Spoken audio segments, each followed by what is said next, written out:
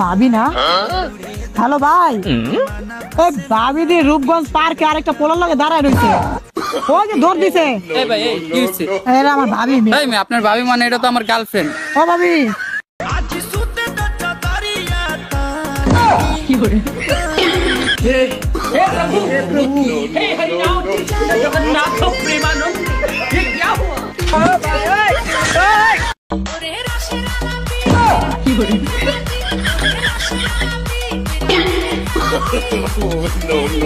No.